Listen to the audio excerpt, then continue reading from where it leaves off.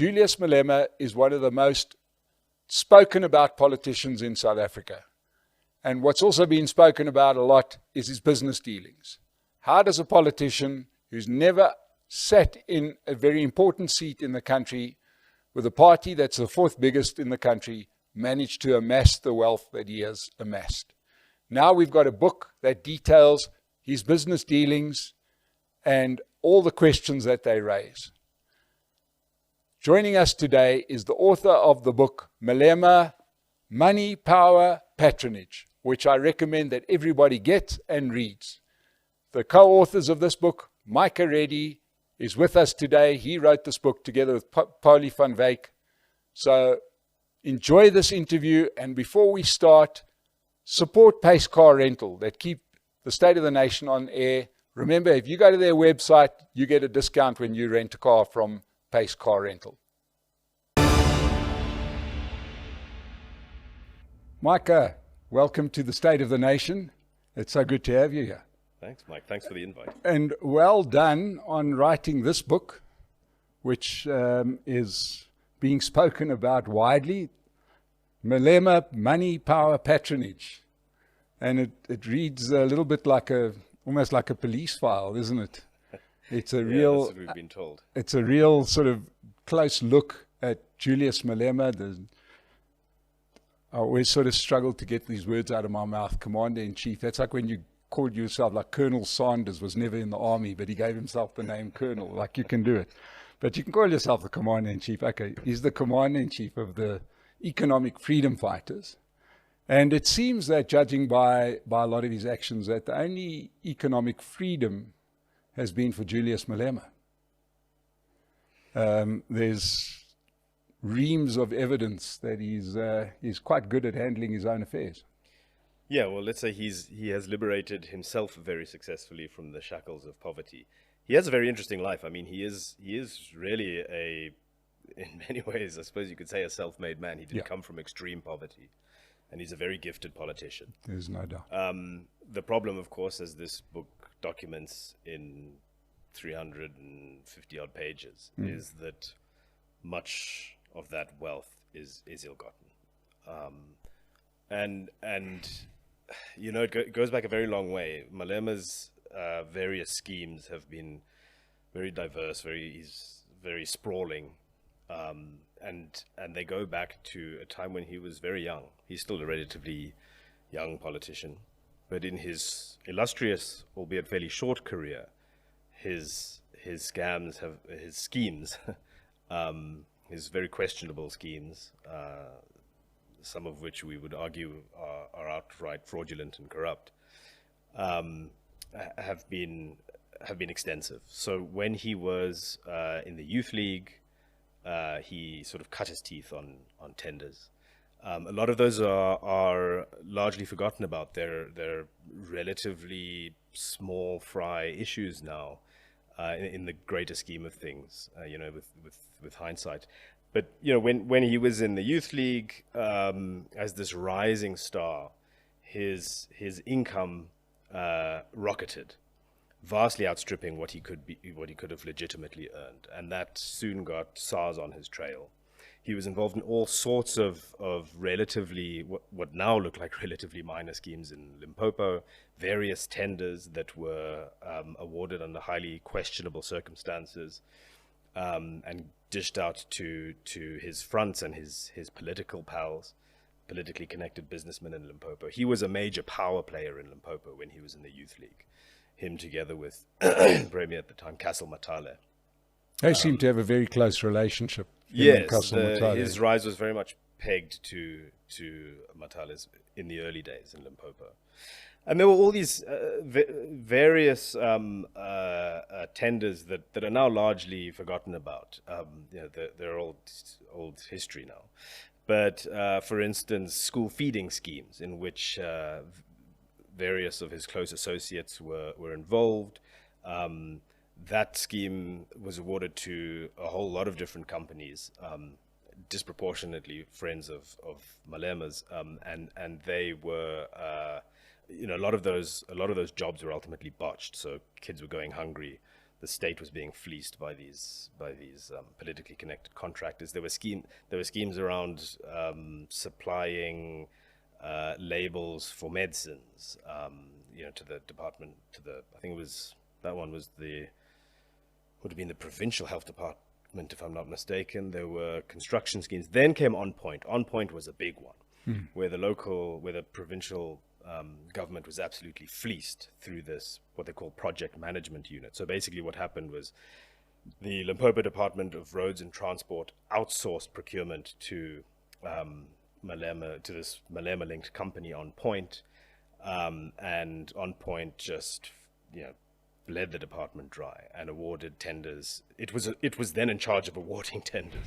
So huge conflicts of interest there. It was awarding tenders to politically connected companies, to its to favored bidders,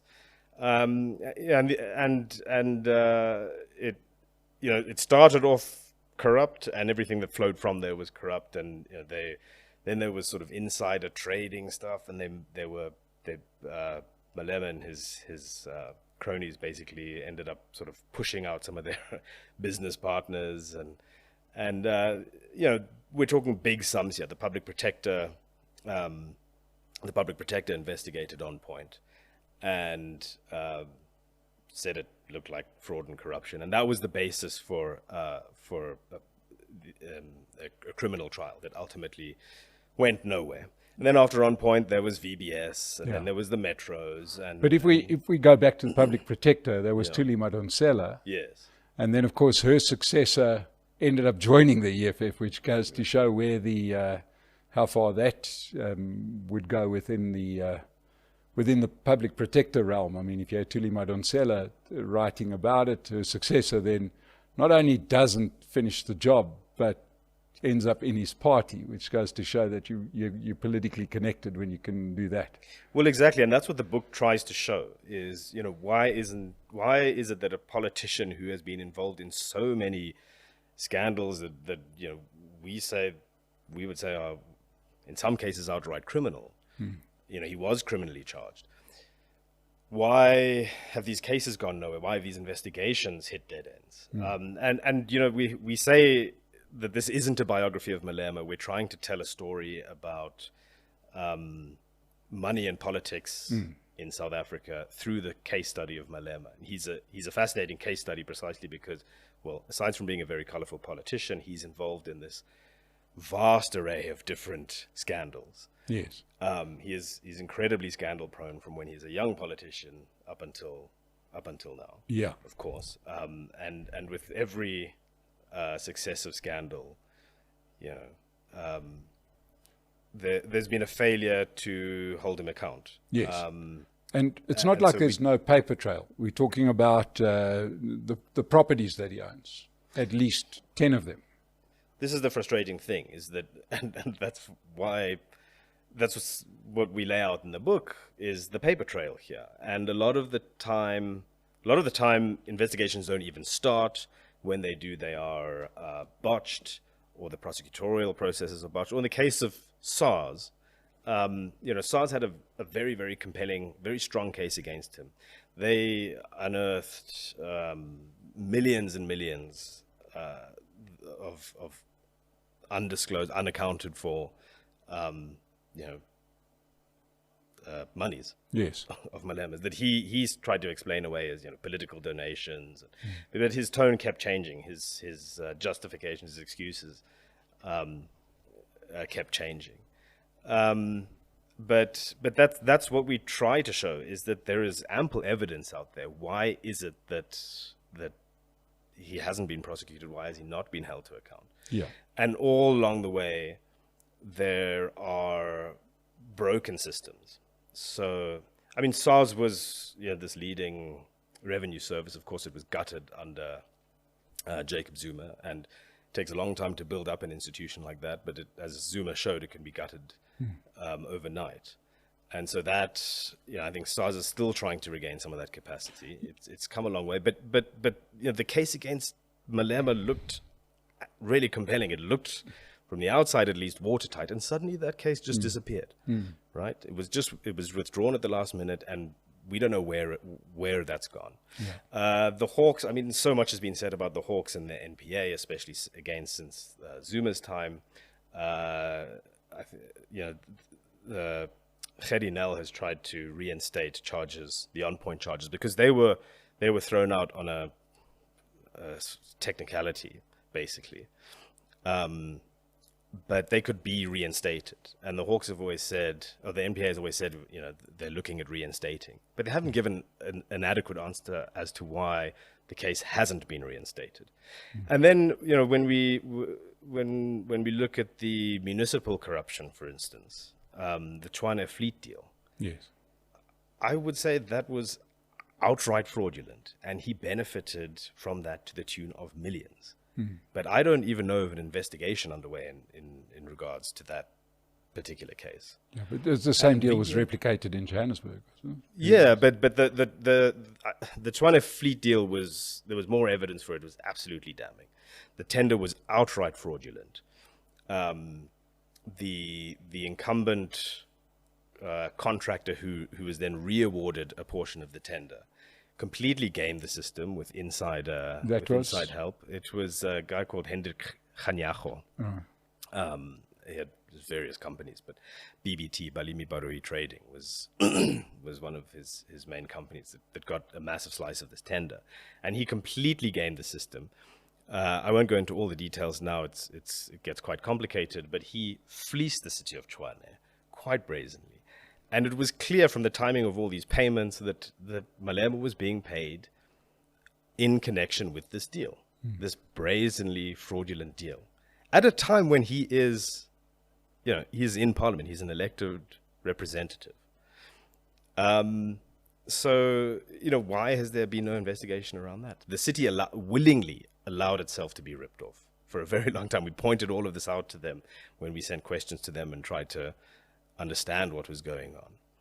And they, officials had raised flags around this tender, but the city, clearly this tenderpreneur had real clout in the city. And he had people like Malema on site. It wasn't just Malema, right? It was also Marshal Dlamini, now the secretary, now the Secretary General.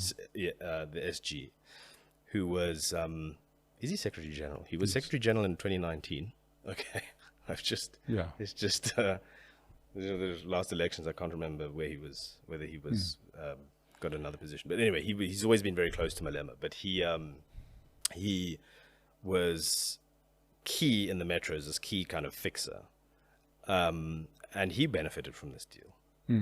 Again, through front companies. But it was outright fraudulent, we argue, and I think we show quite conclusively. Yes. No investigation. So the point is, all along the way, the institutions, all along the way, there are loopholes and breakages in the system. So we know that the NPA is just incapable of prosecuting serious. Well, is it incapable or unwilling? I think it's both. I think it's partly. I think a lot of it has to do with capacity. It was gutted under Zuma. It was politicized. We had Sean Abrams as but you've had 6 years to capacitate it, so one would imagine it does take that long to hire people. That's true. I think the rot went very deep, and it has been very hard to turn that around. I think there are a lot of people probably still in the NPA. There certainly were a lot of people in the NPA who were working against its renewal, to put it in simple terms. But I do think political will is a problem as well. The NPA has shown itself to be quite reluctant, and it's not just the NPA, but entities in the sort of law and order system, criminal justice system, have shown themselves to be quite reluctant to go after sensitive, high-profile cases. And then there is a complete incapacity to tackle complex financial crime. The Hawks, as we know, are completely politically compromised at many levels. Yes. SARS we spoke about. Well, SARS is an interesting one because you mentioned SARS doing what they did in the case of Malema. The newly reformatted SARS, which is meant to be such, sort of a getting it right, they were prepared to give Cyril Ramaphosa, the green light on his dealings. I always say that if it was you or I that managed to sell imaginary cattle and then take foreign exchange and not pay VAT and this and that, we wouldn't make it past the front door. But the so-called new SARS under Edward Kieswetter was able to look the other way and do gymnastics to get out of prosecution there as well. So I don't think much has changed. Look, I think that there are loads of questions around SARS behavior when it comes to dealing with high-profile cases like this.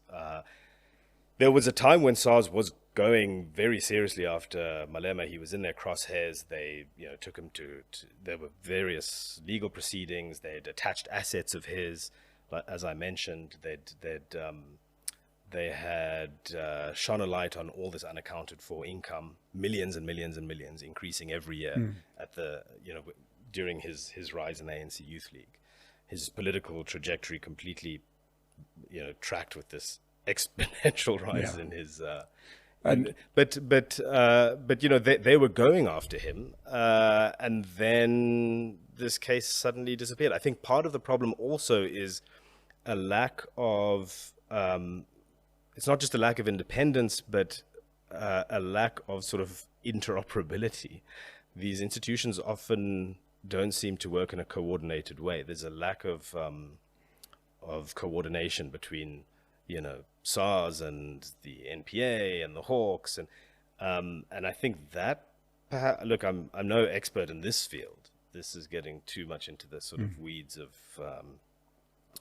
the institutions in the criminal justice sector, but yeah, I think in cases like this that does pose a problem. Yeah, because SARS has real investigative capacity, but it's interested in recouping money that it thinks is owed to the taxman. Well, some of it depends on which money. Yeah. I was surprised recently at I think it was at the Daily Maverick conference to hear Shamila Batoy saying that the bar is too high for her to do prosecutions, and for investigative journalists the bar isn't that high. And I'm trying to think of what more proof could they want than what you've provided. It was put to her there. Yeah. I mean, she was grilled by Karen Dolly, who did a very good job. She did a great job. And I think the answers were disgusting. Yeah, and I think it shows that I don't think she has an answer to that. Yeah.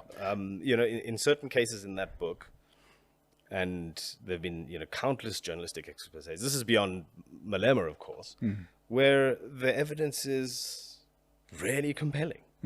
There are money flows. There's that evidence the NPA has access to. Why do these cases go nowhere? Well, unfortunately, Shamila Batoy's answers are not good enough anymore. Yes. And they are the same. She repeats the same talking points she did at the Daily Maverick, and it's just. Now, I think people are getting wary of this. The one bit of Malema sort of scandal that did sort of seem to strike the consciousness of people was the VBS scandal, and that's obviously not necessarily the biggest, but certainly one that seemed to have gotten the most airplay. I presume because it was widows and orphans money that he ended up with. But, that has been shown, there was a beautiful expose of the movement of the credit card. And but that was quite a coup for the EFF. And, of course, it wasn't just Julius Malema that was involved, is it? Yes, a coup in a financial coup. I mean, you really want to tame bank where you can just you got the keys to the vault, really. Yeah, exactly. I mean, I think what really dented them was the reason this scandal stuck more than others is because it was firstly so egregious.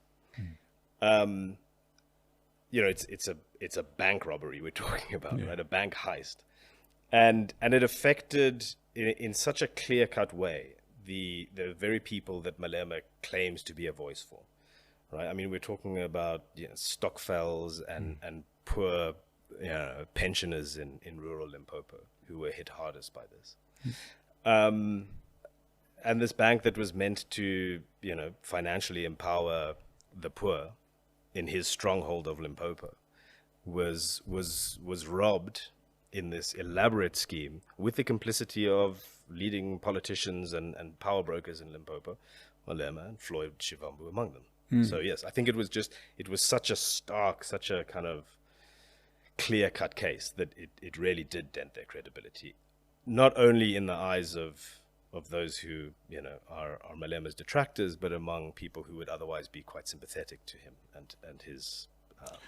But yet the shielding goes on. There's obviously still some political cover that he has, because I mean, right now there's sort of massive redevelopment of his Hyde Park house in Johannesburg.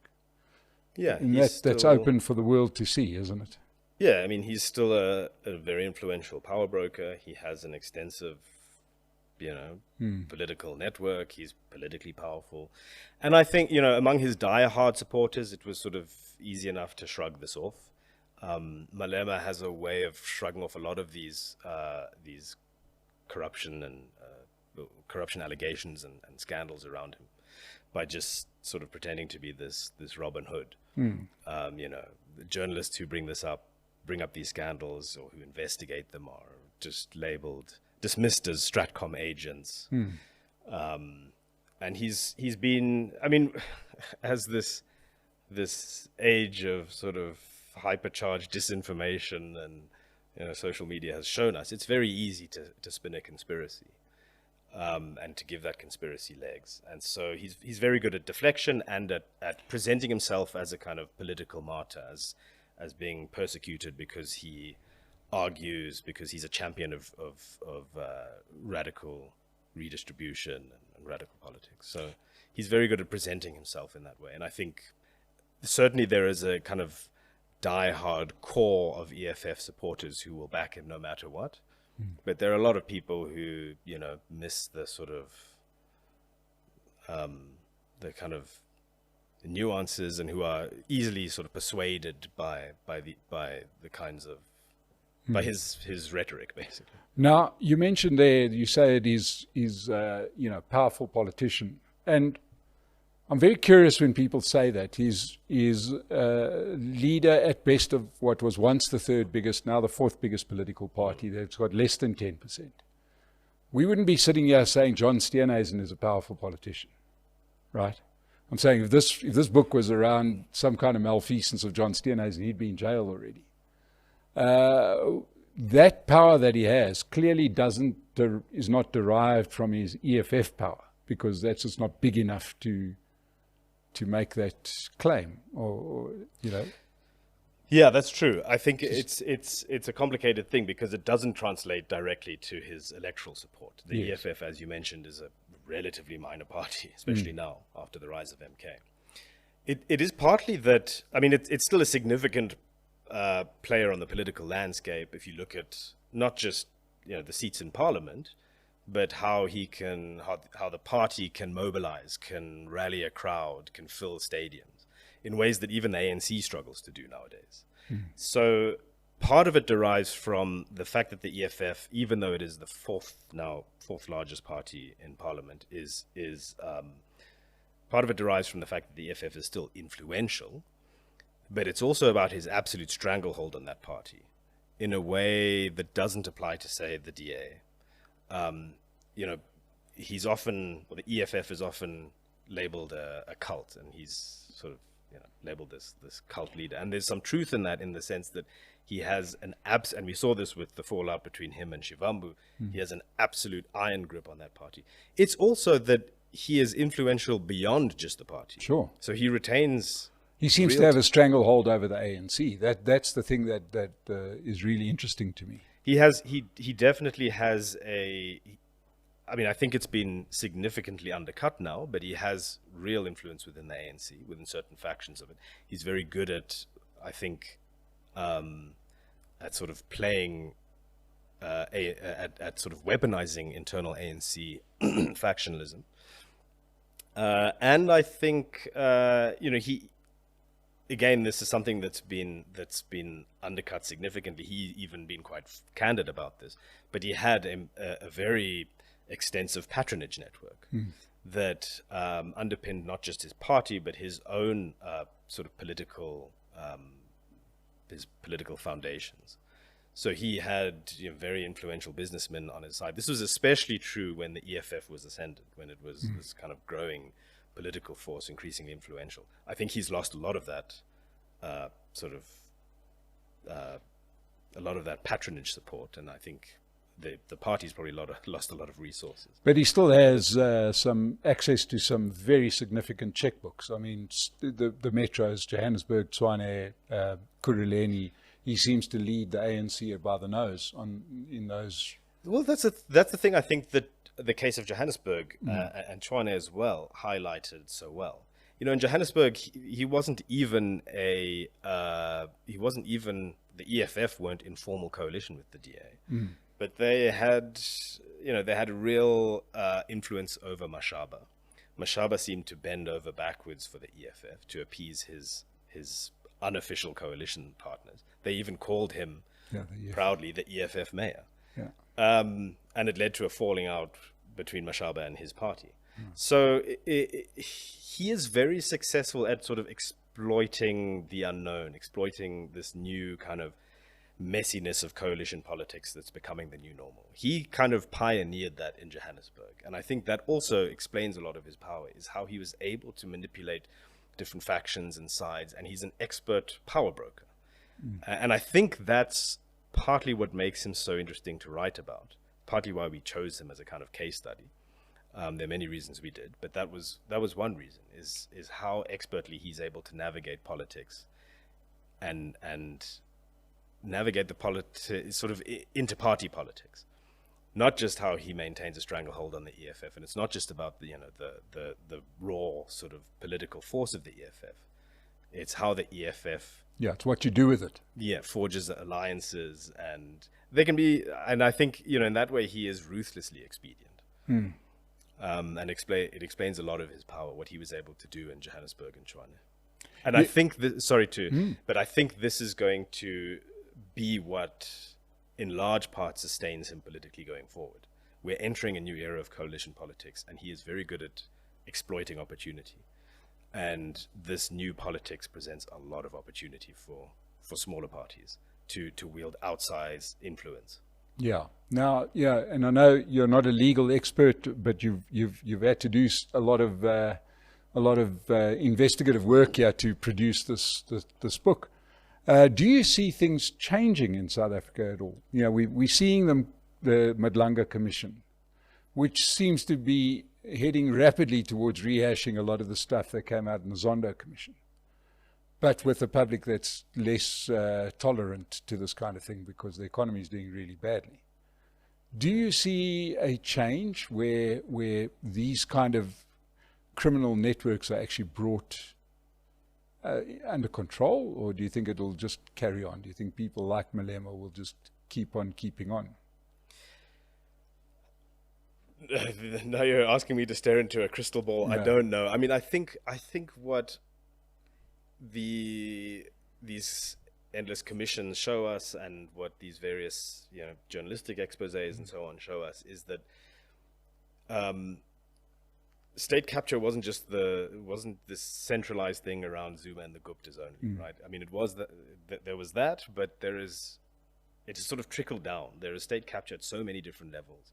And these various networks are actually so intertwined, right? That seems pretty evident from the Madlanga Commission, is that it's not these sorts of criminal enterprises are so sprawling and so infused in various parts of the state that it is an extremely difficult thing to try and sort of push back against that and prevent the rot. I think.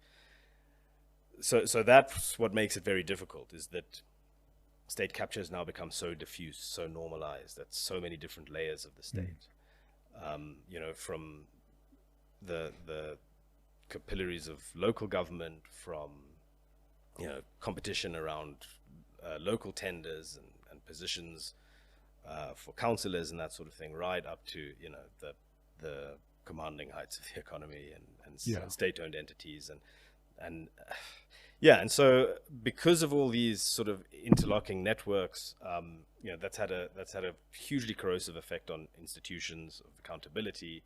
The Zuma years undid so much the good work of the early years of democracy.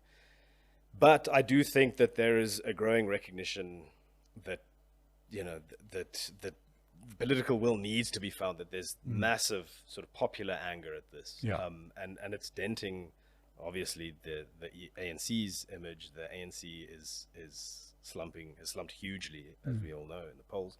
And that's partly the reason for it. Yeah, and of course the irony is that they've rewarded the original state capturer, which is Jacob Zuma, which is typically South African. Exactly. Let's go to where the current grift is. If the grift back then was sort of straightforward tenderpreneurship, I get this thing because I know the guy who's giving out the tender. I get a tender for R1 billion. I can't really do the work, but I go out and chop it up and end up walking away with a big slug of it. It seems to me that the game now is pretty much patronage. I'm available to do what you need to get done, as long as the money hits my bank account. It looks like that is the current game. Yeah, with the proviso that it still applies that very often companies that have no intention of doing the work, let alone capabilities, still get the work, still get the money. So that's still, I think it's become kind of normalized. It's so widespread. I think in some cases it's vultures picking at the bones of dying state-owned institutions. There's a real scramble to kind of get what we can while we can. And I think for me, one thing I see as potentially very troubling on the horizon is this new dawn of coalition politics, because it enables opportunistic smaller parties to once again do what the EFF was able to do in Joburg and Tshwane. Yeah, and we saw that most on show with the Patriotic Alliance saying, give us more, else we're going to go to them, they'll give us more. Yeah. In Johannesburg, and that's exactly what happened. They switched sides to get more, and they got more, and they got the deputy mayorship, and suddenly he's at the wrong house at the wrong time. But exactly, yeah. And some of these formations act like business forums. They're all just about channeling resources to their leadership and their supporters. So it's very patrimonial, I suppose. Yeah. Now, within this, since you started, the investigation's been sort of almost an ongoing affair for ages. We know Pauli has been writing about the VBS scandal and so on. A lot of the stuff has been written about before. So I'm saying you've got a long lever on this. In that time, we also saw a bit of a falling out with some of his main supporters, kind of like aides. What do you make of that? Do you think that is that if someone's running a power network, people don't usually leave? I was quite surprised to see that sort of collapse in the leadership structure of the EFF. Do you think that was engineered by Julius because he wanted to be the only voice, or do you think that there's some brighter body to get business out of rather than Julius? Look, I think it is a mix of things. I think firstly, Julius, I think Malema and the EFF leadership always knew that they had to be seen to be growing to sustain their political project, right? And MK came along and took the wind out of their sails.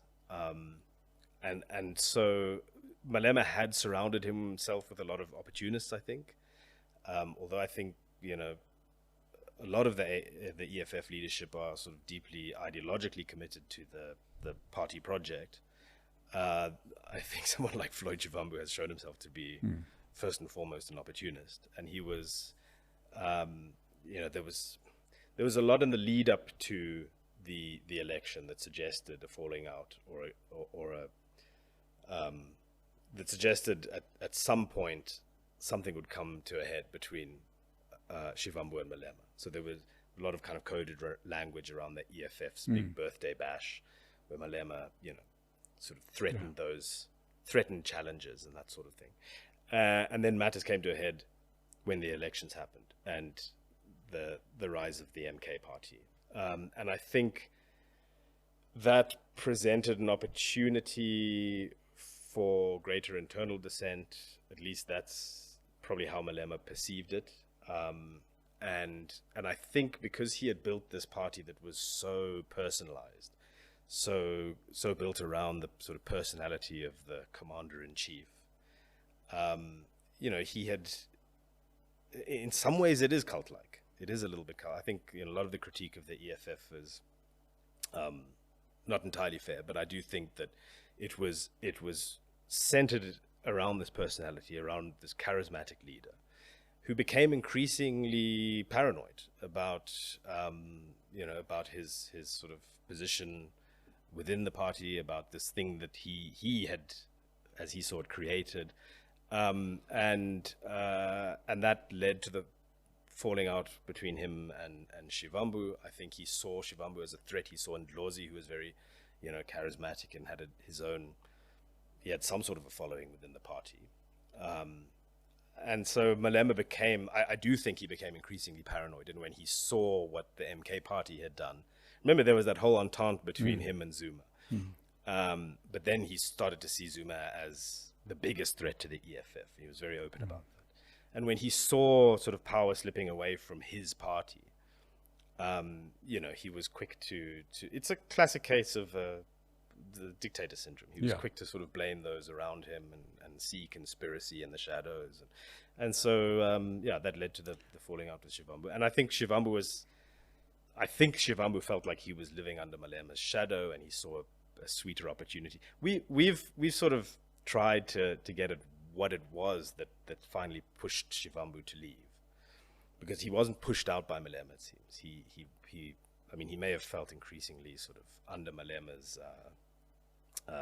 he may have felt increasingly sidelined or increasingly stifled or suffocated by Malema's power.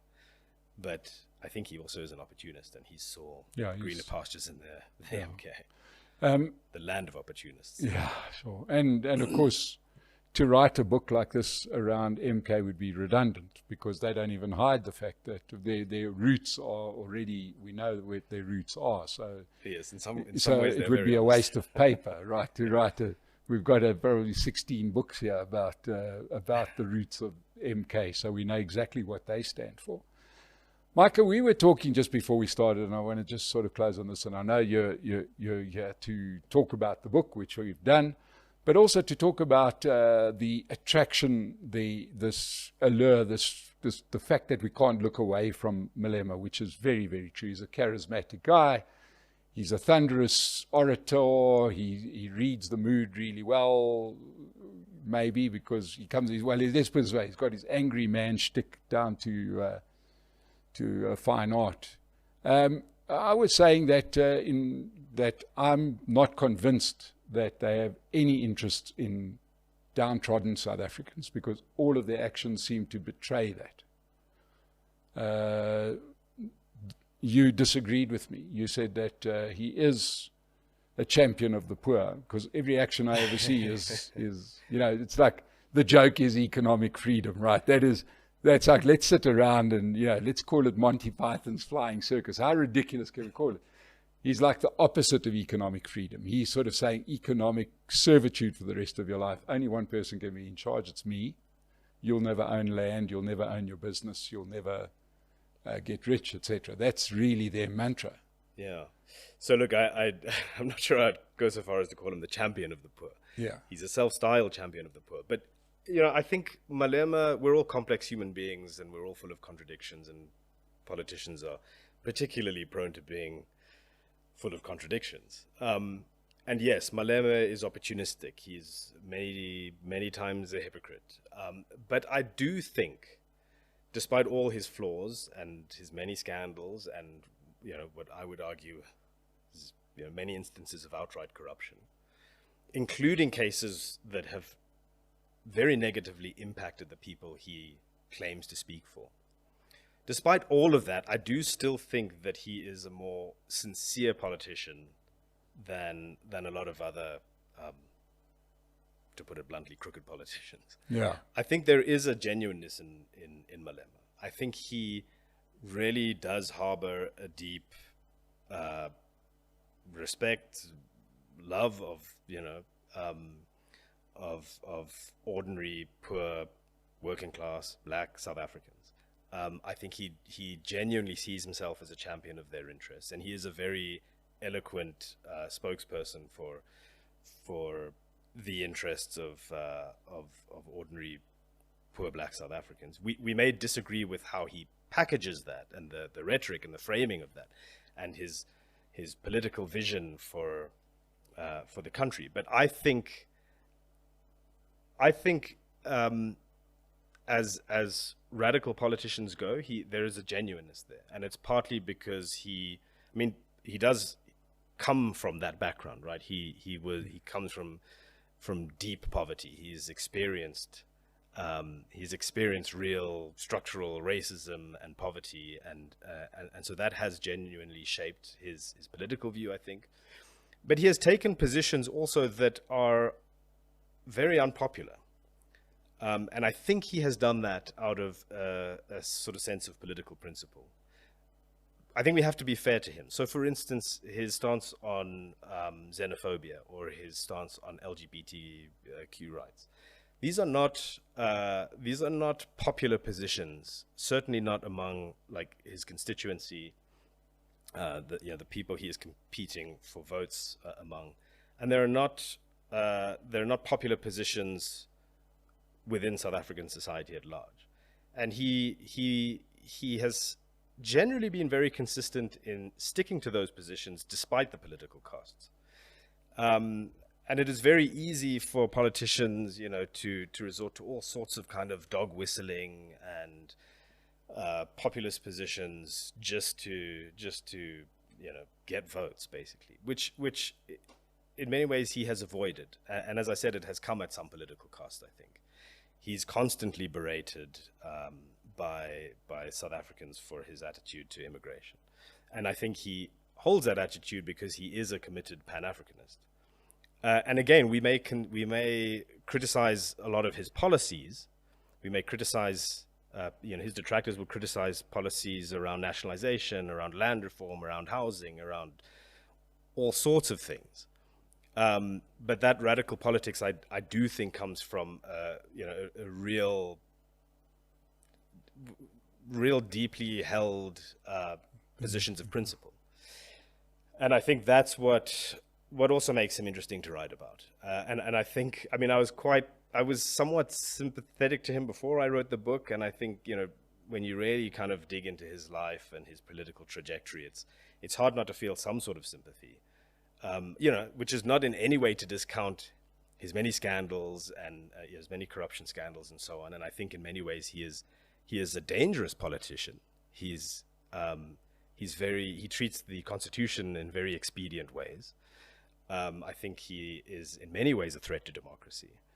But I think we also have to be fair to the man himself and his character. And I do think that he has been, for all his hypocrisy and for all his inconsistencies, on certain fundamental things, he's been remarkably consistent as a politician. And I think that stems from a genuineness. Yeah. He's a complex human being, and that's what made him very interesting to write about. So, ladies and gentlemen, maybe Julius Malema, once he's taken what he needs, he'll give the rest to the poor.